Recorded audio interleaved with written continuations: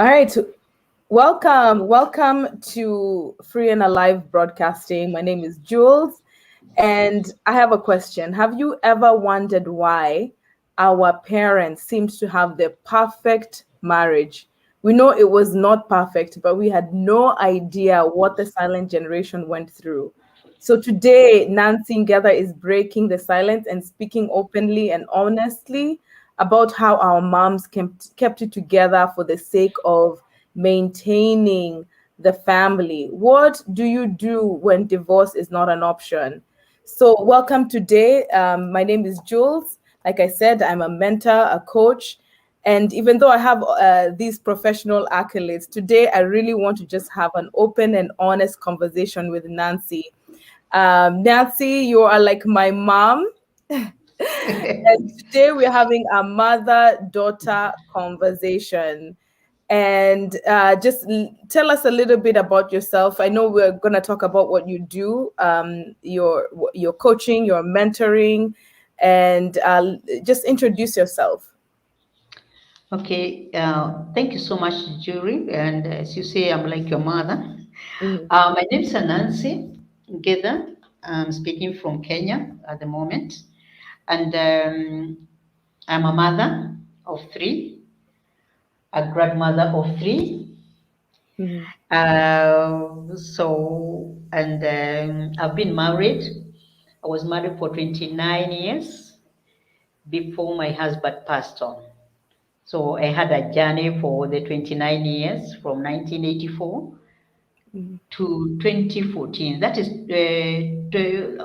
I think 30 years Wow, flat. 30 years. Yeah. 30 years. Yeah.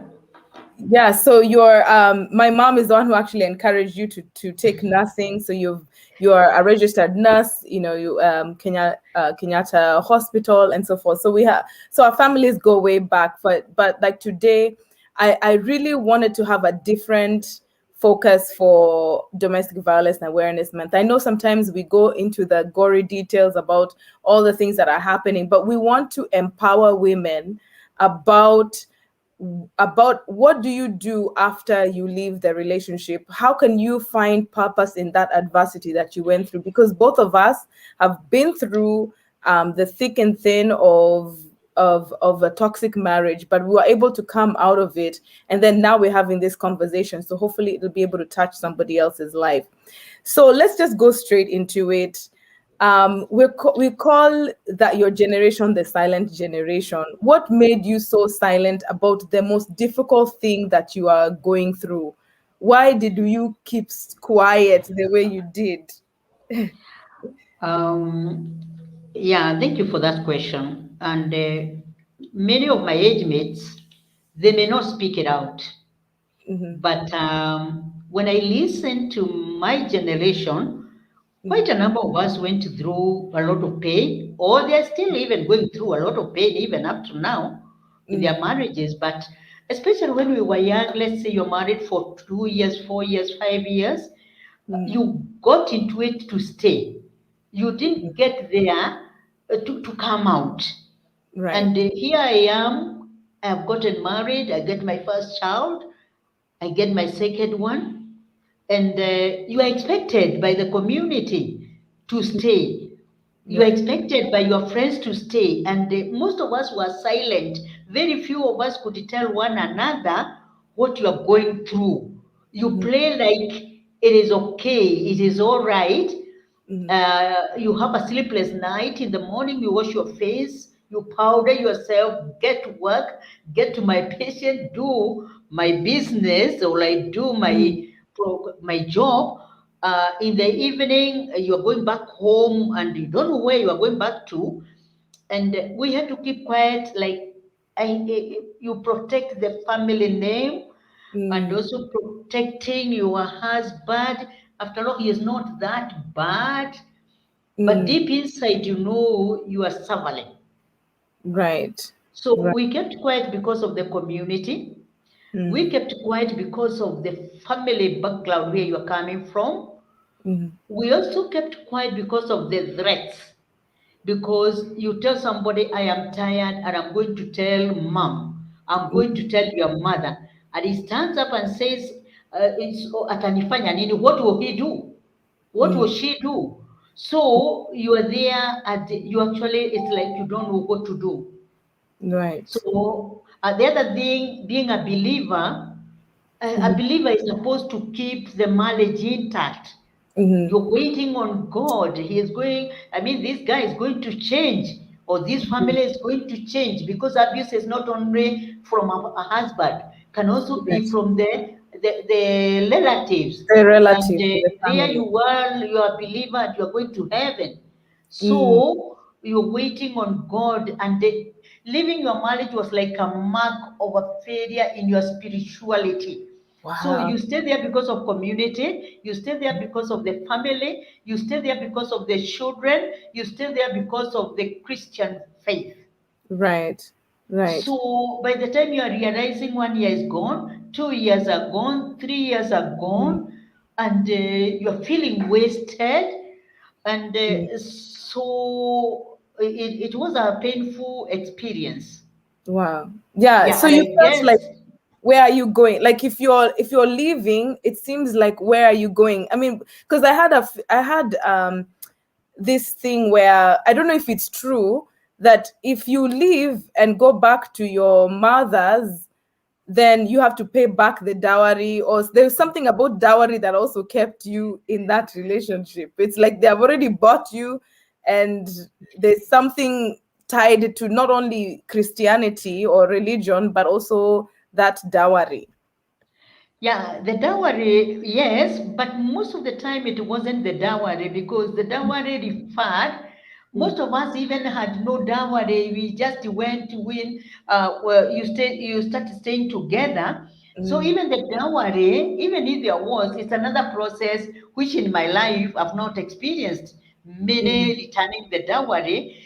mm, What kept people is that mutual agreement that this daughter of mine, I've released her to that family, mm. whether by dowry or by wedding, you Okay. know. Mm, So how do you just come back home? And by the way, mm, if you would have gone back home even visiting, mm, I personally experienced that going to my parents, and there was no issue. But I mm, go visiting, I stay in the first night, mm. second night, the third night, my father is asking, what is this one doing here? Meaning, Yeah. yes, it's good to be a visitor, but could there be a problem? Because Mm, you are expected to stay where mm. you're married. You don't come here staying for such a long time. And Right. you're not saying what's up. So Right. I don't think maybe some would have stayed because of the dowry, but Mm. personally, I've not experienced even friends who have stayed because of the per se dowry. The Okay. issue is you were released, and those people came here, they Mm, negotiated, they talked, and we released you to that family. mm, So why are you coming back? So it is like a failure. Our mm. child was not able to keep the family together, Right. Right. irrespective of whether it's something you know you are being abused. Right. Right. Another thing is even doing the wedding in church. That Mm, keeps also was keeping somebody, because you told everybody. And they are so the maids were there, the men on the line were there. Now again you are out. mm, I mean, inside you, it may not be verbalized, but mm, inside you, what am I telling people? mm. So it becomes a problem, and I have heard women my age saying in my those days that ninafumilia, I'm just Mm. You're just good. uh, oh, sorry, Persevering. You are persevering. persevering, Mm, because the day I'll decide to go, mm. I'll go. Right. Meaning already there's something happening, you're just trying to bear it. You're bearing Because it. you don't want that business of going and coming back, going and coming back. Because Mm, the issue of divorce was not very, very common. This is right. the time I'm seeing you girls, young girls, it's easy to get in and get out.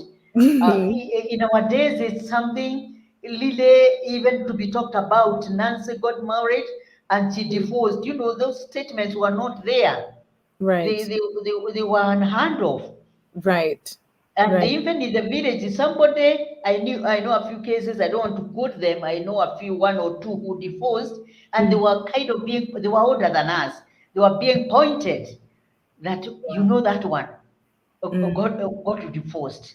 So it was, divorce is also a stigma in that during those days. It is the time I'm seeing my age mates, they can even go forth and have a divorce even at this time. But when we were younger, when the abuse was serious, physical, emotional, psychological, economic, people persevered Wow. Wow. because of others. You don't want to be seen like a failure. And Mm. also, you want to stay there with your children, to the children to see a perfect Mm. marriage. Wow.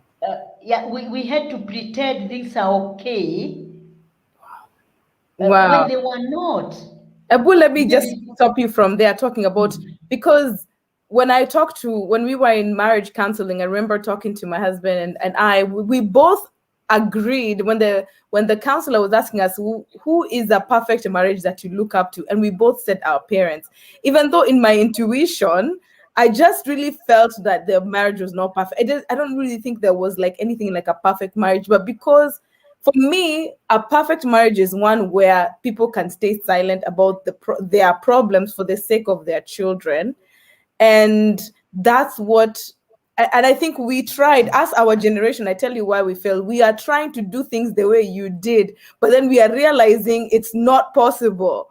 We are trying to do things like the way we are really trying to emulate you and just persevere the same way, but then our circumstances are different. Like back then, like the pressure for us to work, and I don't know if you guys had the same pressure to work and to for our careers to advance the same way.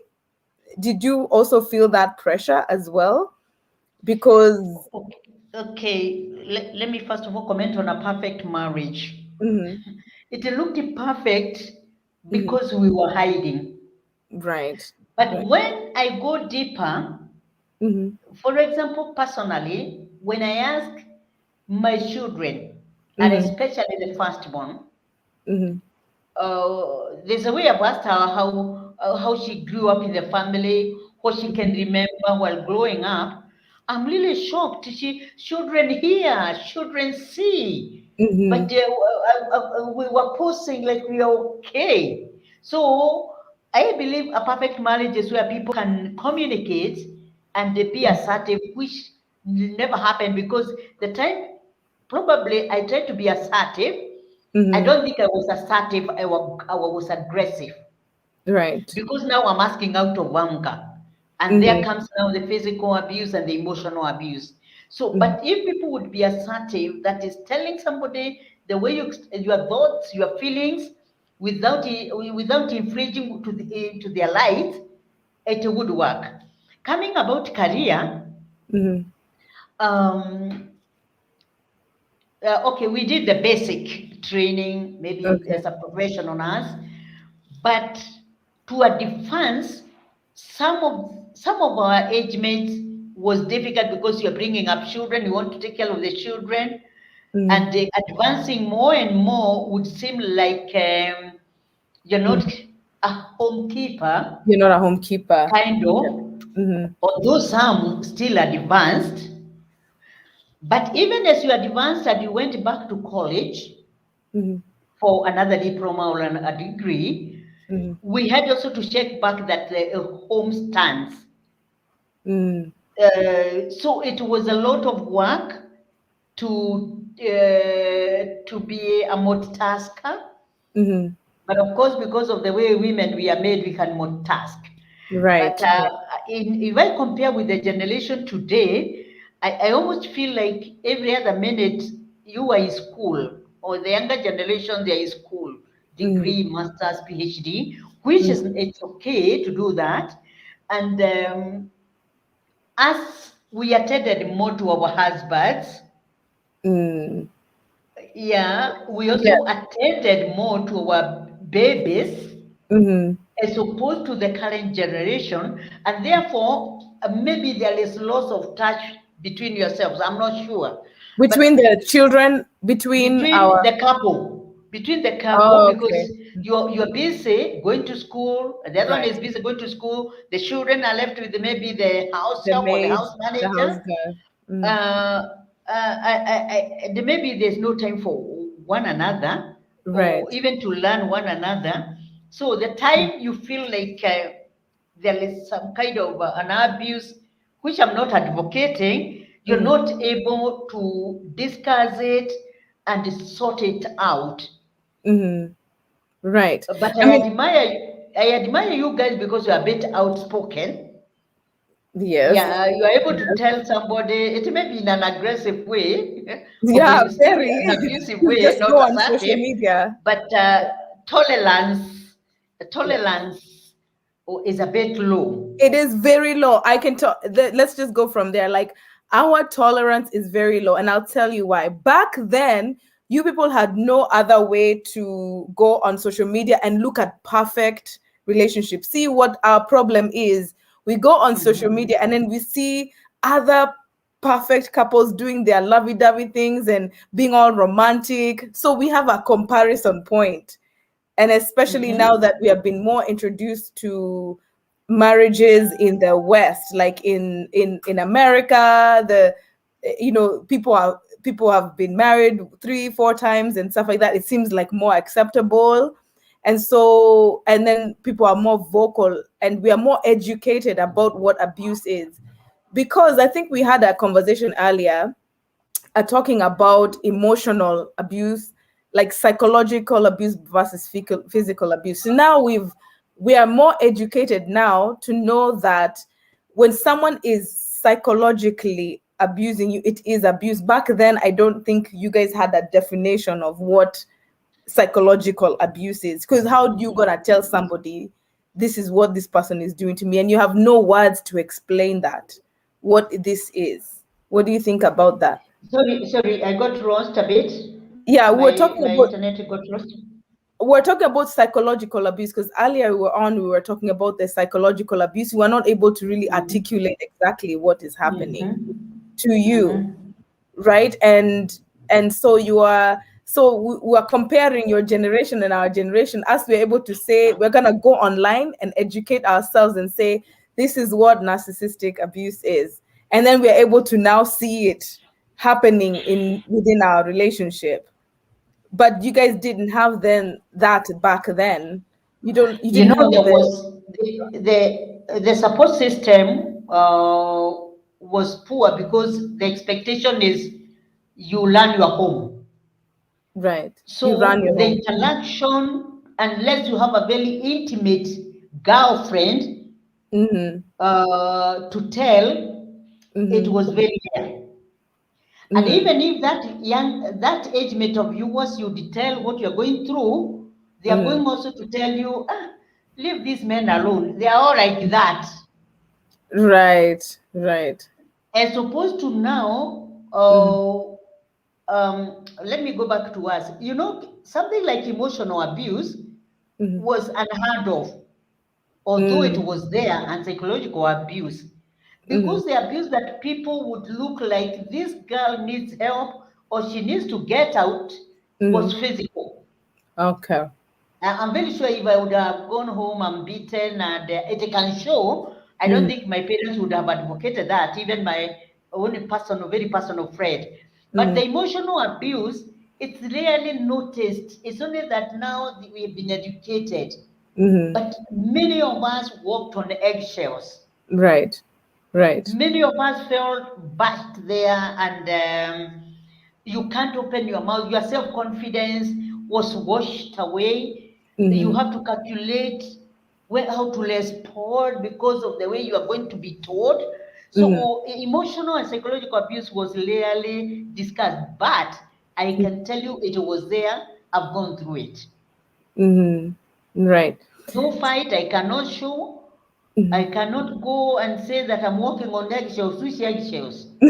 Right, But right. for me, I know that to respond or to answer or even to request, I have to calculate how do I say it. Mm. Right. because of the response I'll get. Mm-hmm. So the difference now, you people, you are learning more on the internet. You know what is emotional abuse, psychological abuse. You also know that you can speak out and you'll be understood. For us, when you speak out is a woman is to stay home and put their home together. Mm-hmm. Those are small things. Right. Right. Yeah, it will be over. After a few years, it will be over. Right. So people have gone to my age, it has not been over. Right. Right. Yeah. Or some other, we developed other coping mechanisms. Coping. Mm-hmm. Yeah, coping mechanisms like something like maybe you become busy, you go back for another course. Maybe Mm-hmm. you become very deep in the church. You spend most of your hours in the church prayer. Well, it is good. I have nothing against that. But you find you put your energy elsewhere just to forget whatever else is happening. Right. Right. If you have a close friend, you would stick to her, somebody you can be vulnerable with, Mm-hmm. that you can tell, I'm going 1, 2, 3, 4. Mm-hmm. For me also, I had to go back to my own strong personality and have a conversation within myself, and of course, distract myself and become busy with other things. But I Mm-hmm. know once I get back home where I'm going back to. Yes. So some of the support system, as I have as mentioned, is spiritual Mm-hmm. friends.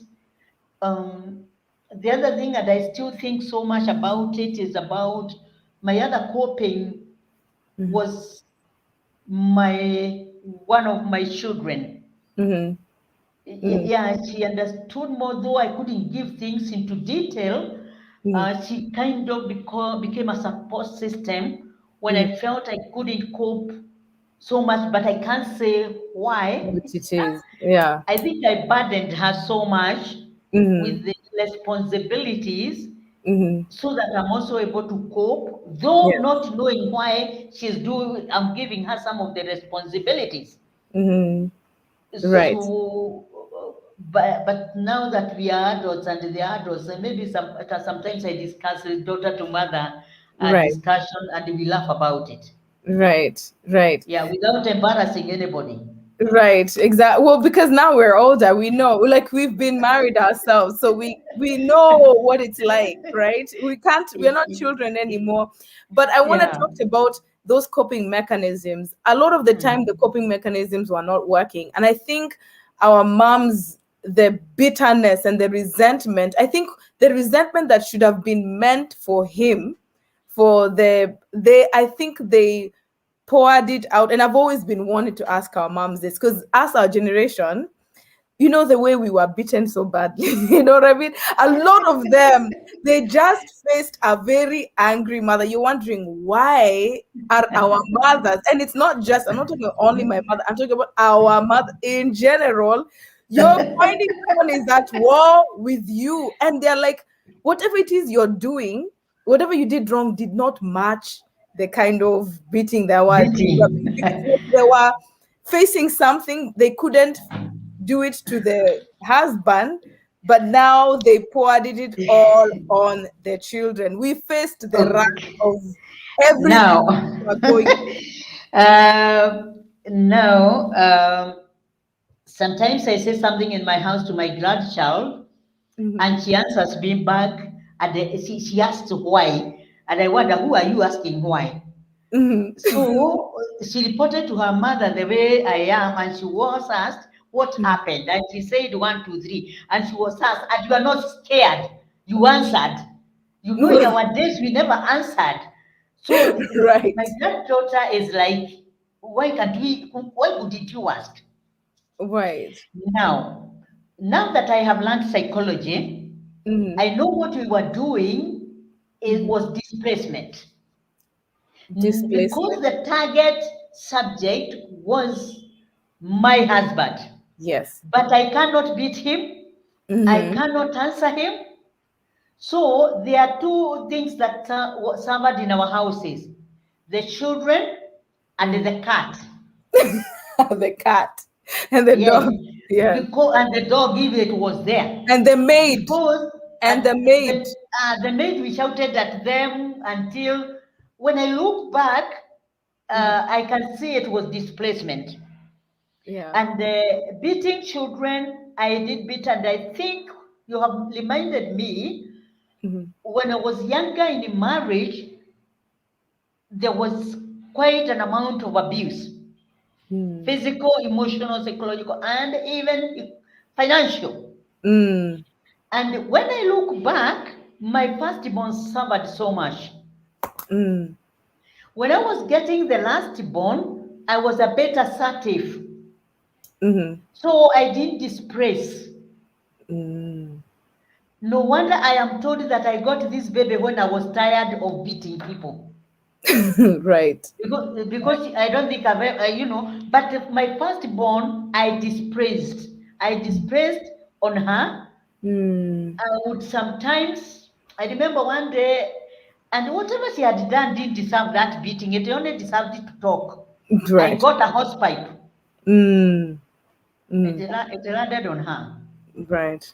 Right. And or just you're walking with a child that she misses a step and she staggers.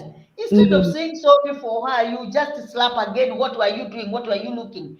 Yeah. But when I look back, it is the anger in me Mhm. towards somebody different.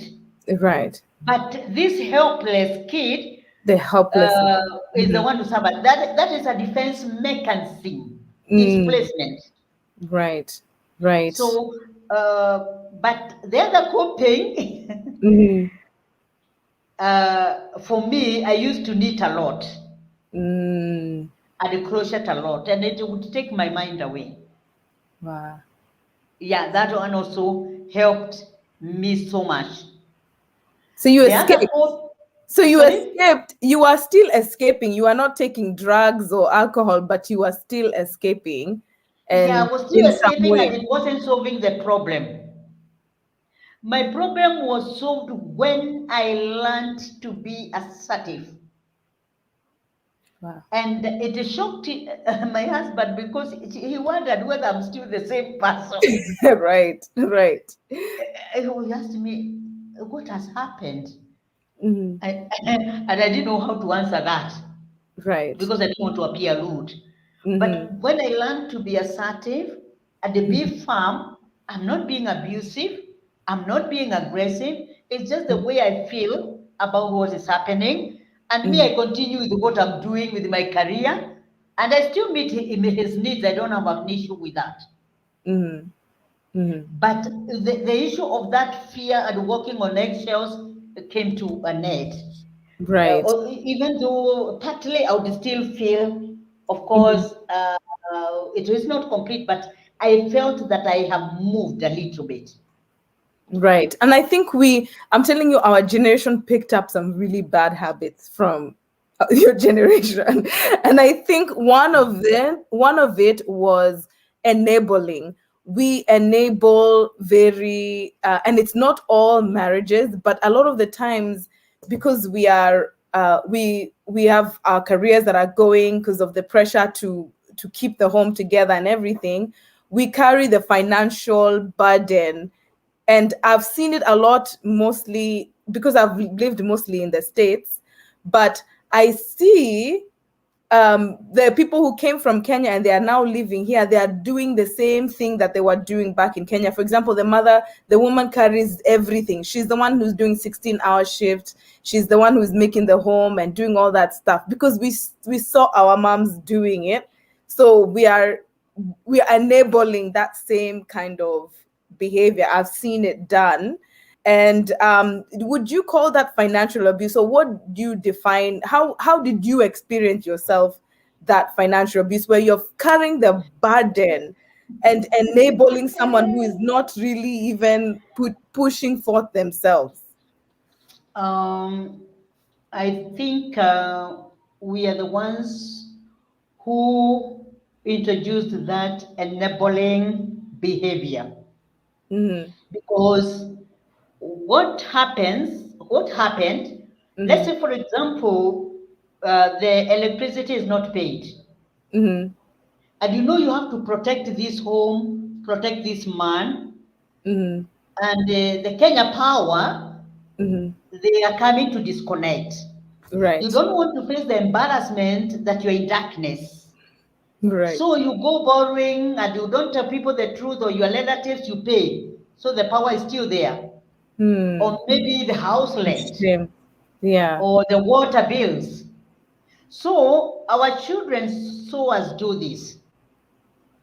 And our behaviors come from experiences Mm-hmm. and environment. So you tapped into that. Wow. And it's time, I think, people rise to the occasion, and people take responsibility of what they are supposed to do. Mm-hmm. Because that behavior, you go on with it, it's like an elastic. You go Mm-hmm. pulling, elastic reaches a point it cannot stretch anymore, neither can it bounce back. Mm-hmm. And that is your breaking point. Yes. So I think it's a bad behavior, and that's why people have to communicate and agree that your responsibilities are these, and my Yes. responsibilities. And when we are not able, we communicate properly and we understand. Mm-hmm. But I think for the leaders, we need to sit back. I know we are supposed to keep our homes, but some bit of foolishness, Mm-hmm. I think we need to be careful between foolishness and responsibility. And You responsibility. continue paying and paying, and somebody has his money and he's not taking responsibility, or he doesn't see the need of going to work. After all, the You're needs doing are everything. being, you're doing Yeah. everything. That's true. And So for you're the also last, you're a codependent because of you've carried shame, you have carried yeah. that guilt, and of course you don't want to show that your like your lights have been turned off, you've been thrown outside and all that, you have no water running in your house and so forth and stuff like that. Yeah, that's true. We have someone who's asking a question here. They said, is abuse a learned behavior? Meaning, where most abusers abused themselves. Sorry, what is Is is Alan? abuse is abuse a learned behavior, meaning where most abusers also abused themselves? Is it something we learn? What domestic violence when we abuse? I don't think so, because abuse is about power. It's a power differential. Yes, Yeah, it's about power. power and For control. somebody to feel, and remember, not only women are abused, even men are abused. Right, right, It's about power. right. So I don't think it's a learned behavior, but Mm, the behavior of enabling somebody is mm. behavior learned, and it can be unlearned. That's true. So it is Yeah. a power differential. That's what I'm saying. Every time you have a power differential, there is a potential for someone to be abused. And it doesn't matter whether you're at work, whether you're in the home or something like that. And I see someone says I disagree, but there is like what you are saying, what we discussed earlier, because of what was happening to me, I cannot repeat the same thing. I can, you know what I mean? Like that displaced, what we were calling displaced anger. You know what I mean? Like, because like, for example, if my mom is beating me like that because of the bitterness of she's going through, I'll just do the same thing to my sister. Or if the house girl is being abused, or for example she's being beaten, yelled at, when the parents go, when not in a home, the house girl will abuse the children. Yeah. That's what they are referring to. We end up doing the same things that were done to us, and we repeat that pattern. I think that's why we are trying to we can break the generational cycles by saying, okay, I know this was done to me, but I don't want to repeat that same pattern. So I will learn whatever it is that I'm going to learn, and to make sure that I don't pass it down to my son, because that's a really hard thing to do. I noticed myself, I started disciplining my son the same way that I was disciplining, and I said, you know what, this is not working. I need to change something here. And so Yeah. I started working towards healing, because when I am healed, then I'm not treating him the same way. And I think that's why I think Adam is saying that hurt people hurt other people. Yeah. And that's why Yeah. I think there is we have seen, even with narcissistic abuse, there's a generational cycle that has happened that keeps going from one generation to another. I think that's why you see, like in Kenya, the domestic abuse has become so rampant. It's because it's something that just keeps being passed on from one generation to the next. And I think a lot of it is, that's why we need truth and reconciliation, meaning that we need to start having this conversation, because when we bring it out in the open, and when we say, okay, this was child abuse, when we call it what it was, then it's more likely to not continue.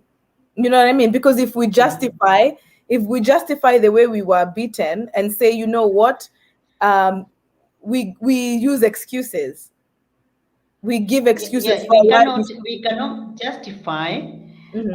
and we have to break that cycle. The Right. way you were brought up, you cannot continue with the, abuse. There is no reason to abuse anybody. But on the other Mhm. hand, whoever was asking about something learned, Mhm. uh, I don't know. I've just thought about, there are some people who abuse Mhm. as a defense mechanism.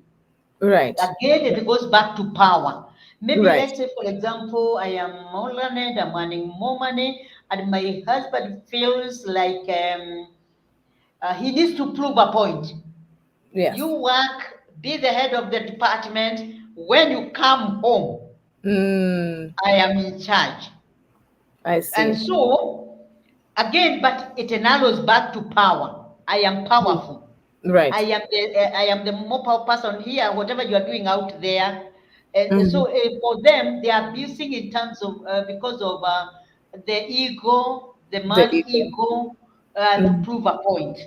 On Right. the other hand, the woman can do the same because I'm the one working, bringing everything. Yeah, I've had men say they fear even sleeping on the sofa set because they never bought it. Because the woman will just come in and you know nothing else except to sleep on the sofa and reading the newspaper that you never bought. You see, that is Mhm. verbal abuse. Eh? That's So true. again, it narrows down to the issue, I'm more powerful because I'm the financial controller. So Right. abuse, even when you look at the books, it's about power. It's about power. It Yeah, is. I totally agree. yeah, it's It is. about power. There's a power differential. I think every time there's a power differential, then that means that there is a potential for someone to be abused. Like, for example, like in my home, I am stronger physically. I'm stronger than my son. I am the one who provides for him everything. Emotionally, of course, I am more higher emotionally than he is, socially, and all that. So I'm basically in control of his whole entire life. So there's potential there because of that power differential to control. But I use my power in a different way to show love and support, and to raise him in a way that I feel will emotionally support him. So you can use that power differential to take advantage of someone, or to help them and raise them and build them up to where you are. But if those who are insecure with their ego, they will not want to bring someone up to their level. They'll always want to keep them down because they are insecure with themselves. So that insecurity can happen too, also because I think men are also abused in their workplace. Maybe they have a boss because of who is taking advantage of that power. They abuse, of course, the man is abused in the workplace, and then brings that bitterness and that resentment, and he brings it where? I think he just brings it back at home, and then Yeah, it trickles down all the way to the cat. You find the yes, children are so bitter by how they are being treated, and then now the cat now is the one who faces the whole craziness in that, in that power differential. So let's talk about how, because we're at the 40-minute point, I want us to talk about how, like, women empowered each other, because nowadays we have like the internet. You find like these support groups where they have like narcissistic support group for people who have been abused by narcissists. There's support group for people who face physical violence and everything. They're able to go and just vent.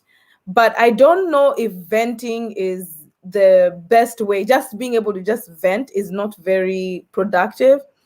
I think empowering each other, like the way you guys did with Tujengane, and I think your generation is the one that started those Tujengane groups. I remember my mom had them. There were like 12 women, and they would come, they would sit together, they would laugh and fellowship, and they created a safe space for themselves.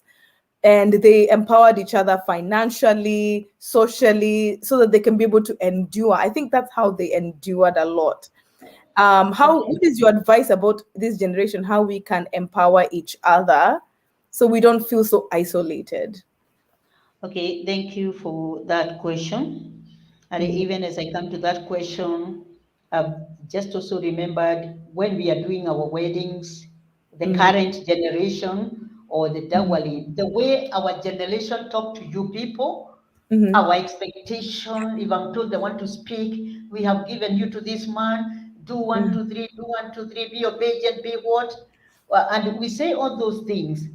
And I think it also makes the girl, as much as you are vocal, some of you are still keeping quiet because Mm-hmm. of the statements Mm-hmm. that were used the day of The wedding the day. wedding or the dowry day. Because Mm-hmm. our expectation is you go and stay the way I stayed. Right, right. So it becomes a little bit difficult to go and tell your mother Mm-hmm. that things are bad. Right. Okay, now coming to your question is, we used to have, they were not so-called support group. We didn't have such a name, Mm-hmm. but we had groups which personally I still have. Maybe the girls I went to school with from 1 to form 4, we still meet and we can laugh the whole day and remember one, form 1, form 3, the things we did. There are times we tell one another, let's have a memory of our form 2. What did we do? And so you live there with laughter, you feel encouraged. And of course, sometimes there are people we call in a group, there are those people who are close to you, acquaintances. And out of that, there are some you can be vulnerable with, you can easily call and say things are bad. Mm-hmm. So there is maybe those alumni, there is a church group. You don't miss about 10 women. They say they are praying together. They are contributing money every other month. They support one person. And so they are less supported. So even today, I think it would be good to, birds of a feather flock together.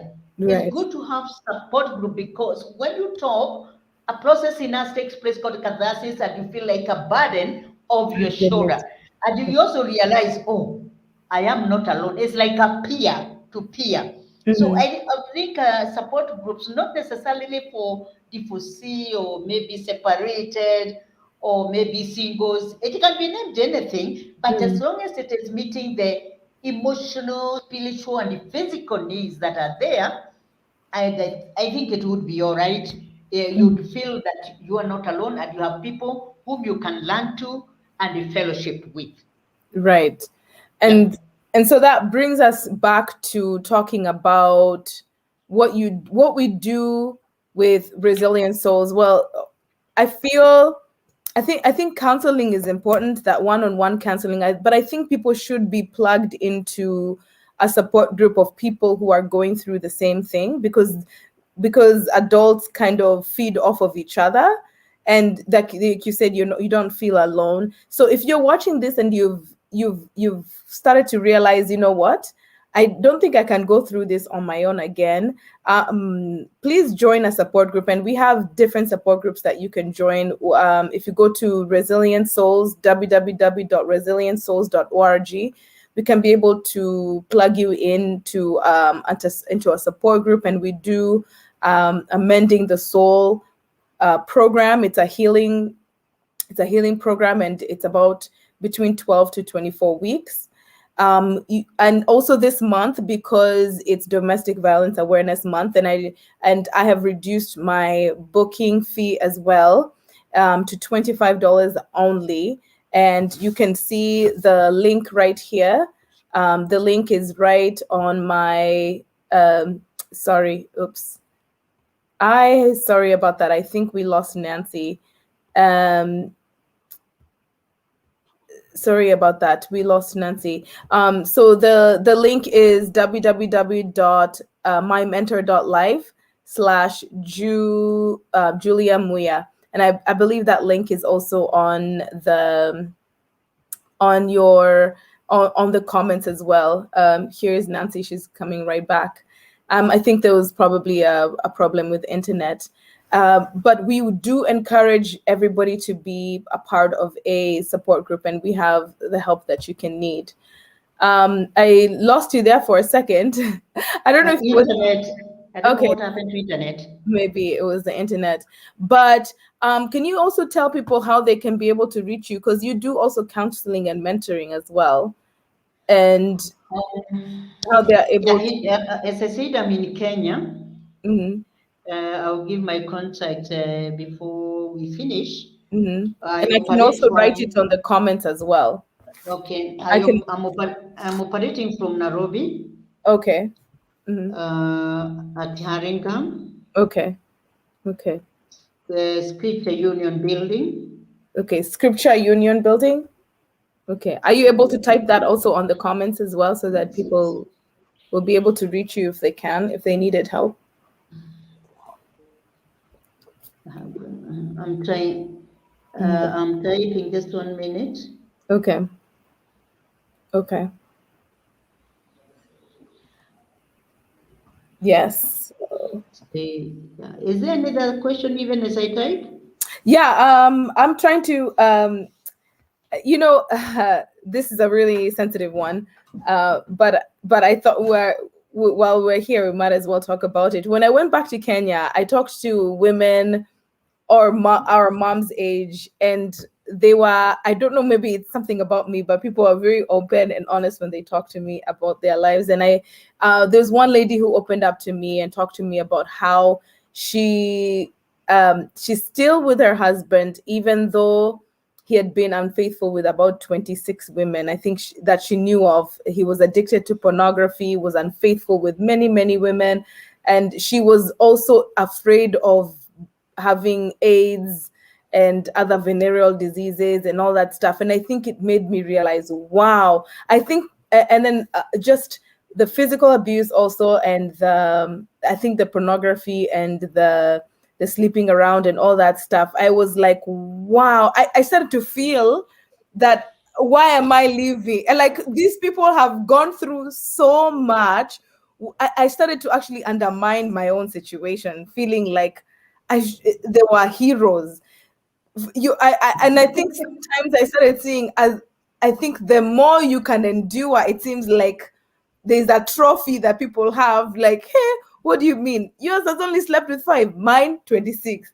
Ati you do this. Ah, no, me I can do this. It seems like there's a competition for how much you can endure in a relationship, and if you haven't endured that much, just stay until you can actually now say you have endured this much, then you can be able to leave.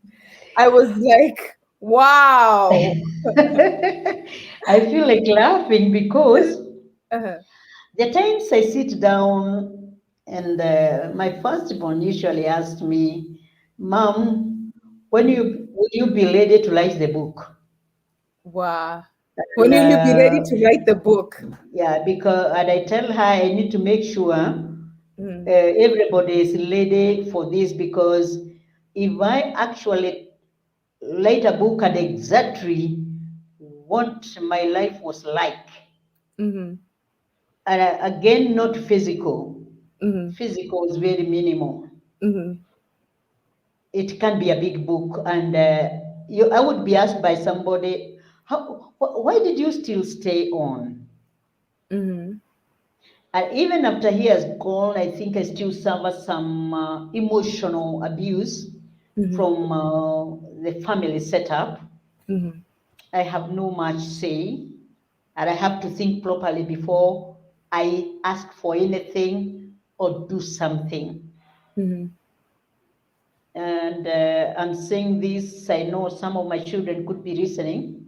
mm-hmm, I'm not sure, mm-hmm. but they know that Right. we have agreed if I want to do anything, I let them know, they'll know how to deal with it. Because I still have the fear of being answered back or being told, looked like, what have you said? Mm. Mm. Uh, and even when my husband was passing on, I remember the last days, I'm talking about abuse, Mhm. how it can affect somebody who looks strong. Mhm. Even the last days of his life, and we saw the end has come. My Mhm. own children sat me down because they had seen what I've gone through in my life. And they told me, Mom, there we are at the end stage of kidney and liver disease. And because we have always known what you've gone through in this family Mm. with dad and with the part of the family members, we want you to shut up, Wow. even for any arrangement for this. We Mm. shall deal with it. We are Wow. strong enough. That's Wow. how devastating abuse can be. That a strong person can be brought down, that you cannot make a decision. Wow. And Yeah. even staying on a marriage just to keep things to hold together for the sake. If I would go back again and Mhm. start all over again, I cannot bear the nonsense with what I know today. Wow. Wow. I would speak up. Mhm. Whatever happens, happens. I won't abuse anybody, but Mhm. I'll speak up. And Right. I feel a lot of pain when I see a young couple Mhm. suffering for things that can be sorted out, and you can be assertive enough. If he can take it, he takes it. If he can't take it, he goes. Wow. It may be seen like I'm overboard, but what is it worthy living a miserable life to the extent it is your children now telling you we are handling this? Mm. When did we reach there? So abuse can be very devastating, and I think people should be able to observe the cycle of abuse and see where to break it. Mm. Tension building, acute explosion, honeymoon. The cycle goes again. When you try to Mm. complain, you're told, I'm sorry, I won't, then you feel like, oh my God, this guy is so good. Mhm. Then again, after 1 or 2 months, you are the target, another tension building, Wow. acute explosion, honeymoon, Honeymoon. It's a until you cycle. are 50. So Wow. it is important that we help people.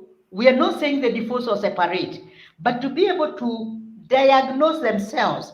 I am in this cycle, and it has been happening because you are promised when you reach the acute explosion Mm. and you say, I'm going, I'm tired, somebody comes with sweet words. It can be either male or female anyway, that Mhm. I'm sorry, I'll even go marry you in church, I'll take the dowry, even the holiday you wanted to go, we shall go. And you feel like, I think I'm even the one who irritated him. This person is Mm. not actually very bad.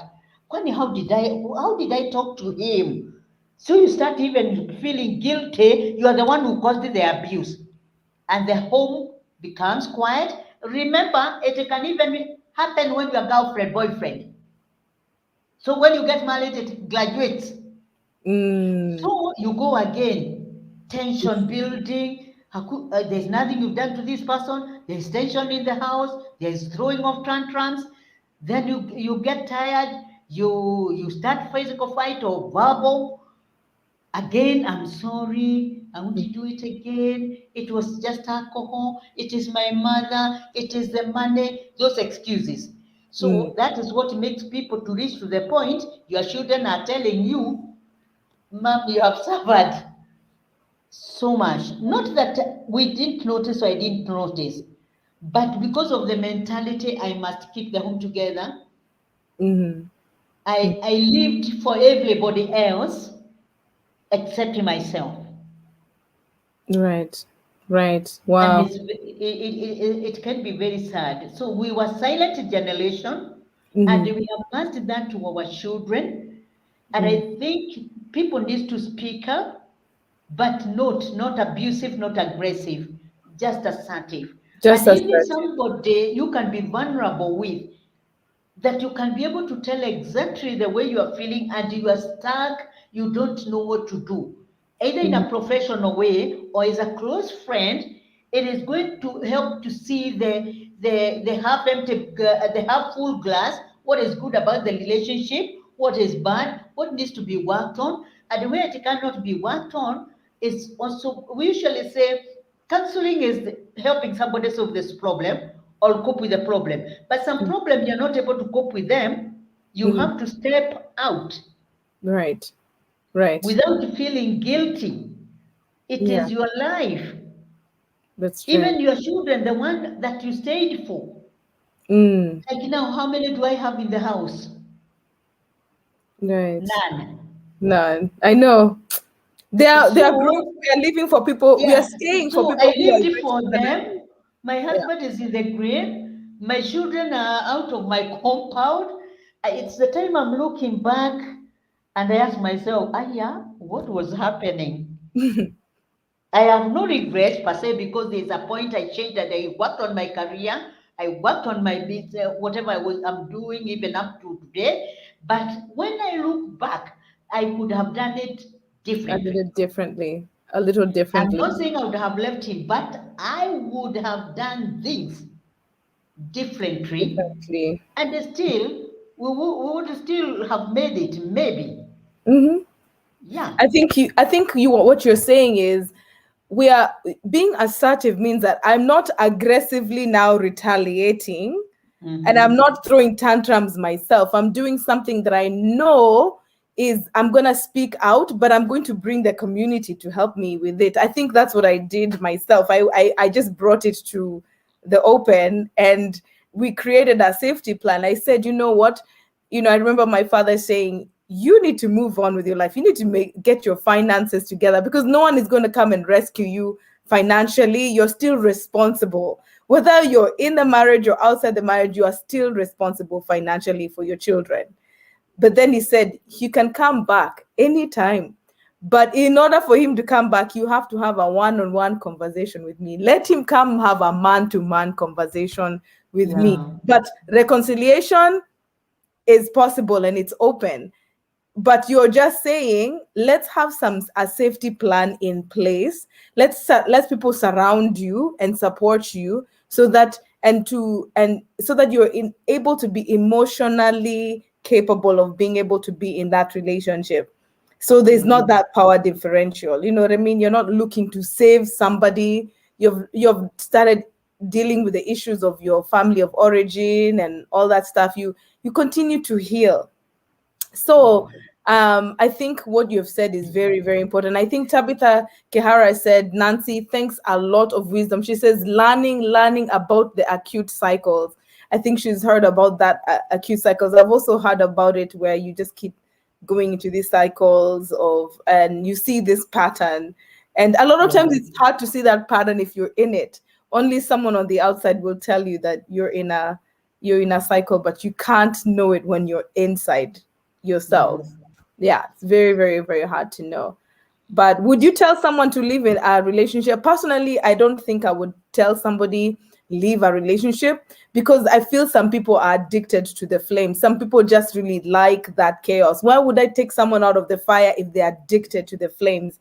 That's why I think even Jesus, he says, do you want to get well? They ask you, are you okay? Do you want to get well? Because you can't go and just take somebody out of that situation. Yeah, you cannot. You can't. Somebody has to make a decision, and Mhm. some of these things, if they are addressed in an assertive manner, maybe the one abusing, although there's issue of power, they don't Mhm. know better than that. They saw their fathers, maybe they were solving their problem like that.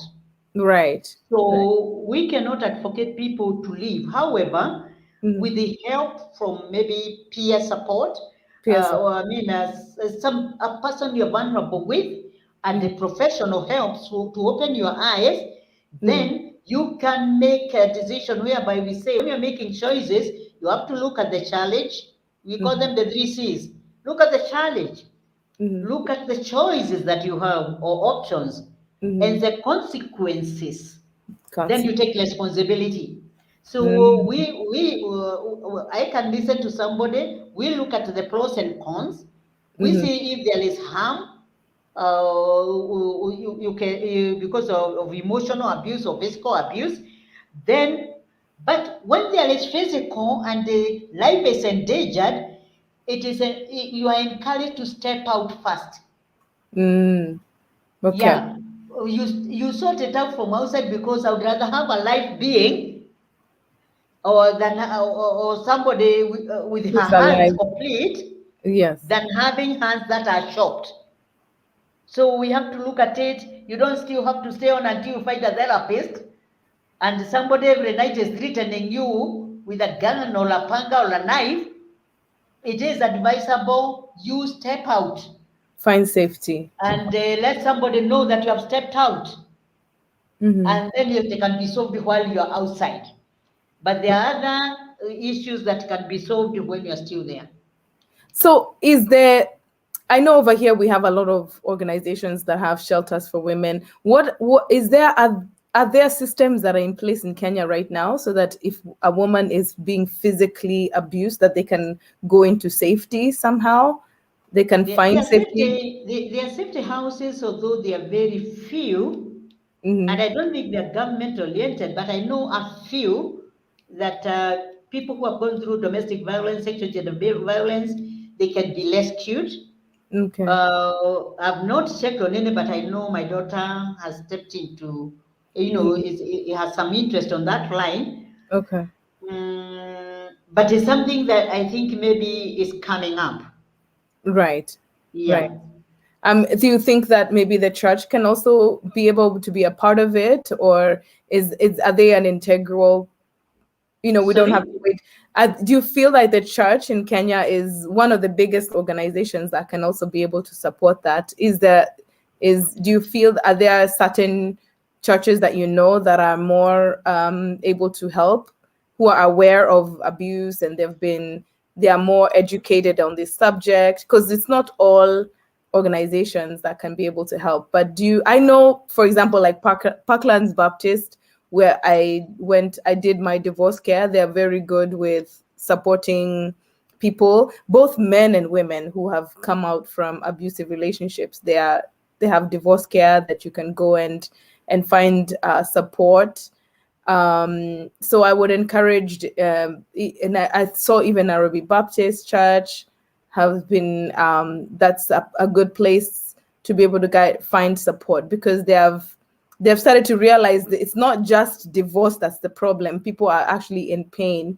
They're not just wanting to just leave and find a mate who is more suitable. They're actually running from abusive relationships. So I think those are two churches. Do you know any other organizations that maybe we can direct? I don't know of any, Okay. but it's something I've been thinking about because personally, with my firstborn child, daughter, Hmm. Okay, I think we've frozen. I think our internet is we've been having. thinking of having a rescue center. Okay. Am I back? Okay, you're back. Am I? Hmm. Yeah, You're back. so, but I don't know of any church. In fact, I'm happy to learn about the Baptist church. Maybe I Okay. can look into that. And I Right. can also find out from friends if there's any church or organization that is looking into that because the issue of the pain in a relationship is so high here. Hmm. The separation rate is high. Right. So much complaint about these young couples. I'm hearing it with my age mates. These young Hmm. black couples, they are not able to cope. So I think it's something to think about. Hmm. Yeah, Uh, yeah. So instead of saying that we are not able to cope and endure, I think that's the stigma, is that we are not able to cope and endure abuse. We are not abusable, which I think is the wrong kind of mindset to have. Is because I think a marriage is not supposed to be painful and like that, where you have to endure that kind of abuse. I think the best is, and that's why Resilient Souls, and for me, I'm very open to going to churches and speaking and educating people about about domestic abuse, about power differentials, about trauma, and how unhealed trauma can lead to abuse and things like that. And so that's why I'm really, really practicing, and I'm really, really working hard towards becoming an advocate and a speaker, and going into the churches and letting them know that it's so important that we have these kind of support groups, so that the people who come to the church don't feel alone and isolated. It is just really important. That's what we're doing here, even on the Central Coast. Um, We shall see. We shall see how we can work together. We see whether we can help, because in right. my office, in my office, I come across quite a number of people who are really hurting in the Hmm. in a relationship. Right. And I would wish that they continue being together, but sometimes it's not possible. Hmm. Even taking people through divorce, I have done it, and it's not an easy thing. Yeah. To let go is also loss and grief. Yeah. So I'm looking forward, maybe we can do something about it. This is the Hmm. first time, by the way, I've talked about my life. I have Wow, not that's amazing, because if you are not able to talk about it, nobody will be able to, because you're already in the field working with women and Yeah, with families. You're working with families, so you have a voice, and yeah, I think it is such an important voice, because we are two generations right represented right here. There's another generation of the 20 something year olds who are yeah. also getting into this marriage and all that stuff, and so we have a lot to say. We have a lot to offer, because we are walking this life with truth, we're taking responsibility, we're not blaming, we're not bashing our exes and blaming them for everything. We are taking ownership of our own weaknesses, taking ownership of our own trauma. So I think we are the voice Yeah. who can bring that truth. And I think, what do you think about having a truth and reconciliation committee to talk about domestic violence and bring all the generations together? That's what it is. I think we can have a meeting, and we bring all the generation together. Yeah, And absolutely. I wish our mothers, like my mother, I wish they could understand English, but we can get some of them who understand, Uh-huh. and we have them on board. If it's Right. not possible, it's fine. We can have a Um, translator. Yeah. but we can decide, maybe we shall talk later. We see how we can be having the meetings, just to Mhm. share experiences and how to sort Right. things out. Hmm. And Right. it might be a place for a healing platform for Yes. many, It will be. because this is something that is rarely talked about. Yeah, it is. It's We very, were in perfect marriages, and we were fine. We went to the village, Christmas, smiling. imagine. Oh, no But way. if we would have been dissected and see exactly what was in our hearts, No. it was difficult. So I don't Poleni know sana. whether Poleni sana for suffering silently. But yeah. I'm telling you, let me tell you honestly, Mm. when I left after Mm. 3 years, actually it was, I counted those 40 weeks, no, 40 months. It's like the desert experience, 40 months. and and I remember going and talking to the women, and the things they told me. Let me just tell you honestly, if they told me those things they told me before I went into marriage, I would not have gotten married. I would have, like, you know what, Atekai, I will not get married.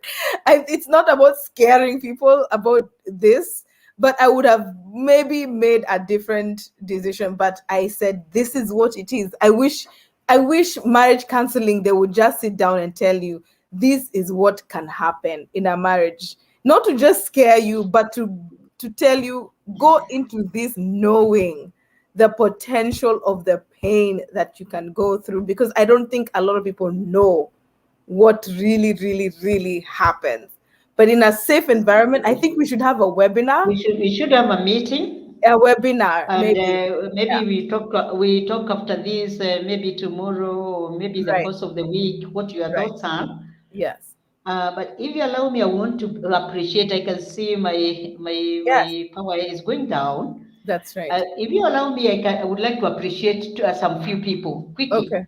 Yes, please. Yes, would I like to appreciate Bishop Stephen Mwangi, Mm-hmm. currently running a church in Uganda, but the time was going through pain. Mm-hmm. He stood by my side with his wife, Mama Rose. Mm-hmm. They also have a home in Thika, a place we call Happy Valley. Mm-hmm. I really appreciate Bishop and your wife. You really walked a journey with me. Then I have the people I was vulnerable with completely. Mm-hmm. Mrs. Jenny Murekio, Mm-hmm. thank you so much. You walked with me a very long journey. I really appreciate you, wherever she is. Then I have Susan Bogwa. She's in the US. Mm-hmm. Many times I went to her house. Oh. Susan and Jane, they know one occasion which I won't mention here, and they know what happened, and they know the tears that were there. Mm-hmm. They know, and we hate that. That's a story on another day. We covered it. Nobody knew what I was going through, and we managed to do something, a function in my village, but they covered me so much. Susan and Jane, thank you so much. Then another friend at the Kenyatta National Hospital, Harriet Waweru. Mm-hmm. Harriet, we have walked a journey and a half. And lastly, and but not the least, Dr. David Bukusi. He went with me through a lot of pain, counseling, guiding, Mm-hmm. and I still stood firm. But I was able through their help, especially Harriet and Dr. Bukusi, there was a great help on being assertive and also working with the resources within me and be able to rise up to the occasion and have a life that the life I'm living today. I do really appreciate those people. If they didn't know, I'm telling them live on this platform Mm-hmm. that they have made my life to be what it is, and I thank God for all of them. My children, it was a journey. Wanjiko Ngetha, Kanake Ngetha, and Gladys Mukuhe, who didn't see much of the abuse, but usually hears their words. And I thank God for them. Oh. Yeah, thank you so much. That so what you have just summed up. What you have just summed up is that it takes a village. It takes more than one village to raise a child, to heal. It takes a community. So my advice to anyone who's listening to this: do not isolate. Yeah. We hurt in relationships, we are broken in relationships, but we also heal in relationships. God's design is that we live in community, because that's how you feel alive. That's how you feel free and alive, and find purpose in that adversity. Plug yourself into a support group. If you don't know what support group to plug it into, you can inbox me. I will send you that information. If you feel that you're ready to step into and help other people who have also gone through this, there is a certification program that I am going to be starting, and that's going to be on January 10th, 2022. I will have my certification course where you will be a trauma recovery coach. So please sign up today. Inbox me for that information. My website is listed right here: www.mymentor.life/Julia Muya. If you're in the States, that's easy for you to be able to sign up and book. But if you're in Kenya, you can always inbox me, and I can be able to have a time to be able to talk with you. So thank you, so everybody, and I really, really thank Nancy so much, so much. My mommy, you've been so open. I think this conversation could go on forever, but I think if we were in that kind of setting that you're saying, like on a Zoom where it's closed in, then we'll be able to have more people interact and ask their questions, because that's where we really see the difference, and people ask questions in a safe, closed group. Let's talk about a date that we can do that, and then now invite people and have that kind of interaction, because it's a very sensitive subject. I don't really I'd expect someone will be on our comment really commenting, but they might feel safer in a webinar type of setting. So we'll talk about that. So God bless you, everyone, and you have a wonderful day. Continue wearing purple or a purple ribbon in solidarity with Domestic Violence Awareness Month. And you have a wonderful, wonderful